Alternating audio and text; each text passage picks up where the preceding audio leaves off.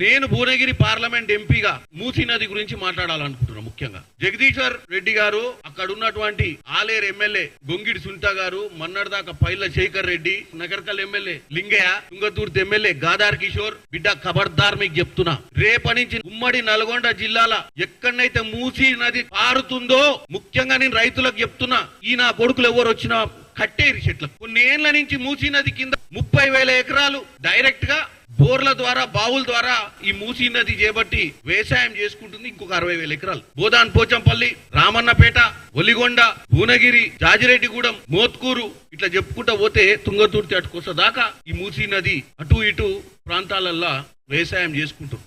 వాళ్ళ పరిస్థితి ఏందో తెలుసా మీకు? వాళ్ళందరూ వాళ్ళ రోడ్లకు ఎక్కాల్సిన అవసరం ఉంది. ఆ రైతులు నల్గొండ జిల్లా నుంచి వాళ్ళు పండించిన పంట కొననికి ఎవరు రెడీగా లేడు. ఈ మురికి నీళ్లు, ఈ పారిశ్రామిక వ్యర్థం వల్ల కలుషితమయ్యే ఈ మూసీ నది నీళ్లల్లా కూరగాయలు పండించినా కొననికి ఎవరు రెడీగా లేడు. చేపలు పెరిగినా చేపలు కొననికి ఎవరు రెడీగా లేరు. ఒడ్లు వండినా ఒడ్లు కొననికి ఎవరు రెడీగా లేరు. వాజ్పేయి గవర్నమెంట్ లో 2001లో ఈ మూసీ నది పారిశుద్ధ్యం గురించి మాట్లాడి 296 కోట్లు శాంక్షన్ అయింది 2001లో.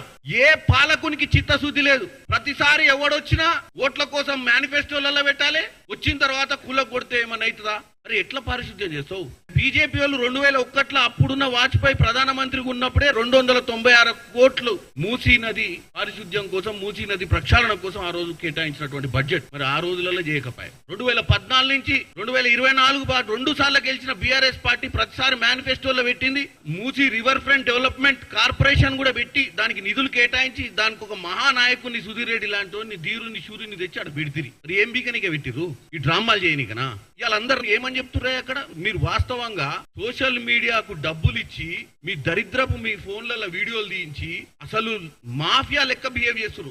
400 స్క్వేర్ ఫీట్ ఇళ్లలో దరిద్రమైన పరిస్థితిలో ఉన్నటువంటి వాళ్ళని తీసుకొచ్చి గవర్నమెంట్ 800 స్క్వేర్ ఫీట్ డబుల్ బెడ్రూమ్లలో పెట్టి వాళ్ళ పిల్లల భవిష్యత్తుకి చదివిస్తుంటే ఎంతమందికి లబ్ధి జరుగుతుందో తెలుసా మీకు? ఒక మంచి కార్యం చేయాలంటే అంత ఈజీ కాదు. ముఖ్యమంత్రి రేవంత్ రెడ్డి గారు 10 నెలల తర్వాత హైడ్రా గాని మూసీ నది గాని ఎందుకు తీసుకుండు?